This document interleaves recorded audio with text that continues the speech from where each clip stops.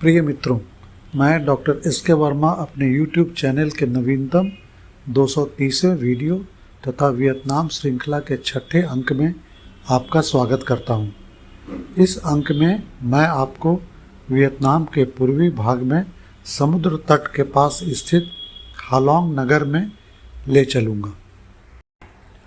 मित्रों, किसी भी देश को समग्र रूप से समझने के लिए उस देश का मानचित्र को समझना बहुत ज़रूरी है।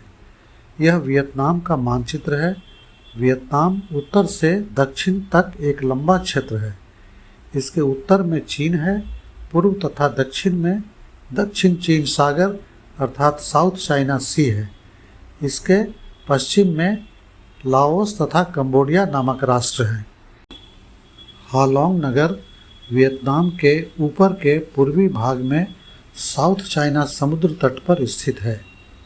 नगर का नाम हालोंग है तथा पास की समुद्री खाड़ी को हालोंग बे कहा जाता है। उदाहरण के लिए भारत में बंगाल राज्य के पास के हिंद महासागर के भाग को बे ऑफ बंगाल कहा जाता है। हम लोगों ने अपने भ्रमण यात्रा के अनुसार सापा नगर से हालोंग जाना है, जो सापा से 432 किलोमीटर दूर है तथा बस से लगभग 8 घंटा लगता है। अब हम लोग यह जानते हैं कि वियतनामी शब्द हालोंग का अर्थ क्या होता है। हालोंग शब्द में हा का अर्थ है आकाश से पृथ्वी पर उतरता हुआ और लोंग का अर्थ होता है ड्रैगन। वियतनामी पौराणिक कथा के अनुसार एक माता ड्रैगन अपने बच्चों के साथ स्वर्ग से आक्रमणकारी राक्षसों से वियतनाम की रक्षा के लिए उतरी तथा अपने मुंह से हथियार के रूप में हीरे जवाहरात निकालकर आक्रमणकारियों को मार भगाया। ये हीरे जवाहरात समुद्र में छोटे छोटे सुंदर पहाड़ बन गए, जिनको मैं अगले एपिसोड में दिखलाऊंगा। यहाँ पर मैं यह भी बता दूं कि चीनी भाषा में भी ड्रैगन का अर्थ लोंग कहा जाता है।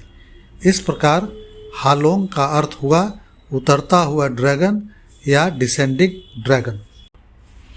सापा शहर के सापा विलेज होटल के प्रबंधक श्री जुंग की सहायता से हम लोगों ने स्लीपर बस में 4 टिकट लिया। स्लीपर बस अत्यंत आरामदायक था। यहाँ भी हम लोगों ने अपने जूतों को बस चालक द्वारा दिए गए पॉलिथीन बैग में रखकर अपने पास के लोहे के डंडे में बांध दिया, जिसे आपने देखा। 8 घंटे का रास्ता हम लोगों ने इस मनमोहक हाईवे पर गुजारा। हाईवे दोनों तरफ से हरी भरी पहाड़ियों से घिरी हुई थी। यह एक दाएं तरफ का रास्ता है, दूसरा बाएं तरफ का। आपको यह बता दूं कि वियतनाम में राइट हैंड ड्राइव है। प्रसाधन के लिए 2 जगह रुकने के बाद हम लोग शाम में करीब 6:30 बजे हालोंग शहर पहुँचे। अंधेरा हो गया था। कैब के द्वारा हम लोग ग्रीन बे होटल पहुँचे। इस होटल का आरक्षण मैंने दिल्ली से ही करवा रखा था। इस संपूर्ण यात्रा के लिए फ्लाइट तथा होटल का आरक्षण मैंने दिल्ली से ही करवा रखा था। होटल के प्रबंधक मैनेजर अत्यंत विनम्र तथा कुशल थे। इनकी पत्नी भी होटल के प्रबंधन में इनकी सहायता करती थी। ग्रीन बे होटल की लॉबी में एक खूबसूरत एक्वेरियम भी था।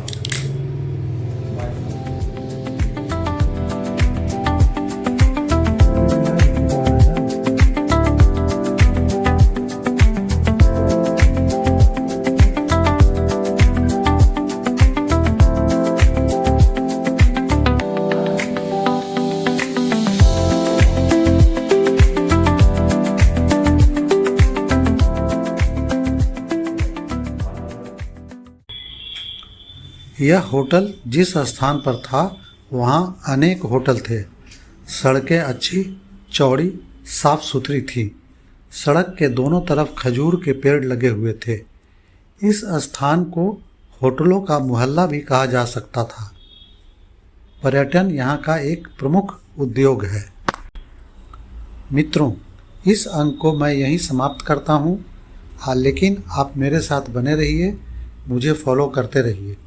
अगले अंक में हम लोग हालोंग बे अर्थात हालोंग की खाड़ी में मोटर बोट, जिसे छोटा क्रूज भी कह सकते हैं, के द्वारा समुद्र में अनोखे पहाड़ों तथा गुफा की यात्रा करेंगे।